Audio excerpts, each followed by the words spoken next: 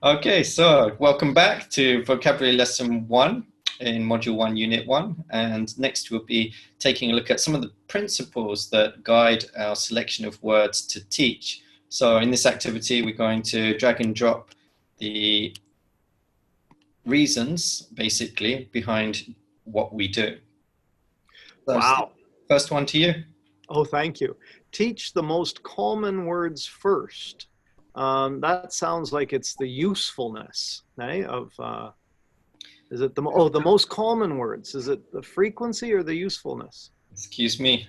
I'm going to skip that one. Or, well, maybe we'll see how it goes. Okay, my answer is I'm going to go for frequency. Okay. Avoid words that are long, difficult to pronounce, or difficult to understand. Hmm. What do you think there? Yeah, I think this one's about ease. The ease of them, yeah. Teach words that the student can use immediately or soon. Okay, so there's our usefulness, right? Yep. Okay, I see the commonness. Yeah, okay. I'm looking back up at the first one there. Now I get the difference. I read it the wrong way. Okay. Yeah, that happens. Teach the words that the course book suggests. Syllabus. Got to be the syllabus, huh? Okay. Teach the words that the students ask about. Student choice.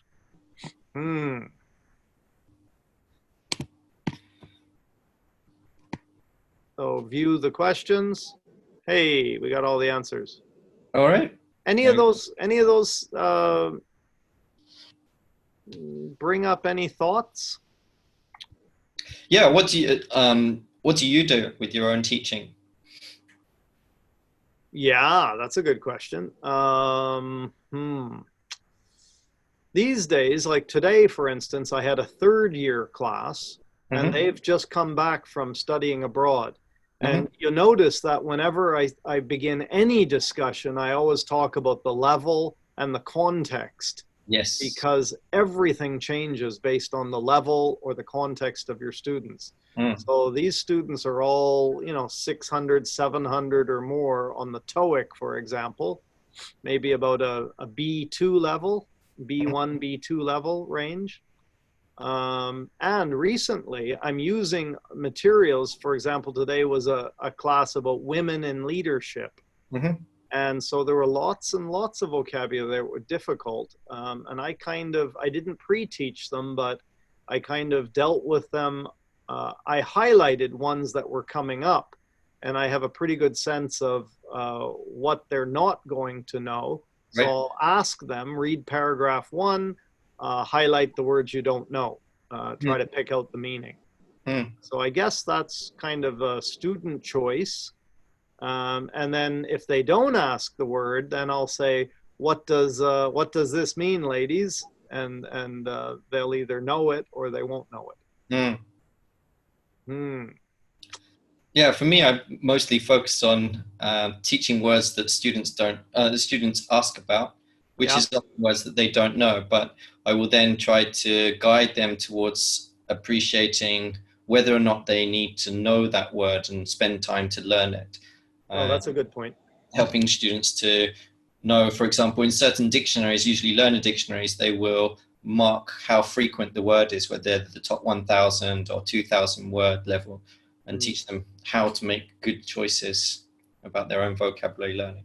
Yeah, that brings up the point about active vocabulary versus passive vocabulary.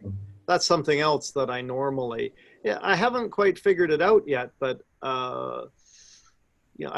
one thing I say is that if this is a word that you can imagine using in your own language, then it's most likely a word that you might consider learning in your second language.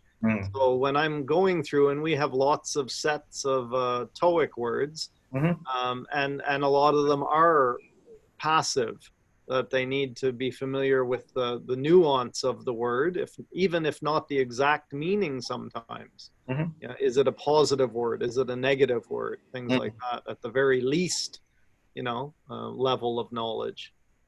But I do spend time differentiating or highlighting when I think it's an active word that they can get a lot of use out of. Yes. Yeah. That gives more greater utility. Yeah.